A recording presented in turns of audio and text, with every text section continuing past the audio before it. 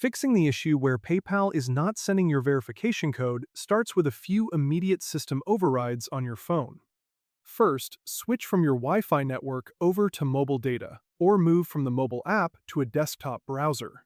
PayPal's security system frequently flags and temporarily blocks code requests from a specific network address if it detects repeated attempts. By changing your connection type, you bypass that specific block. If that does not work, go to the main login screen and click on Forgot Password. Using this detour allows you to bypass the text message prompt entirely, as the password reset flow often lets you send a verification code to your registered email address instead. Now, if you have already hit the resend code button multiple times, stop clicking it. In my case, hitting that button repeatedly triggers a hidden lock, and you will need to step away for 30 minutes to let the system timer reset. Next, you need to check your phone settings because your device might be aggressively blocking these incoming alerts. On an iPhone, navigate to Settings, scroll down to Messages, and ensure that Filter Unknown Senders is toggled off. If you are using an Android device, open up your Messages app and check your spam folder directly.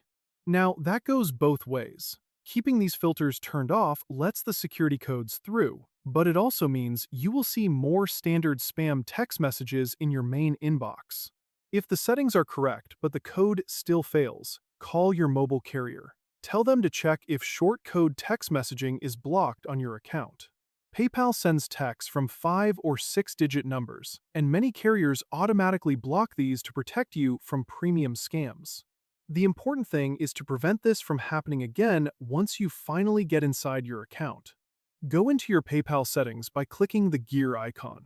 Scroll down to where it says Phone Number, delete your primary number, and then add it back manually. This physical action forces PayPal to re-verify the routing link with your mobile carrier. To stop relying on text messages completely, stay in your Settings menu and click on Security, then go to Two-Step Verification.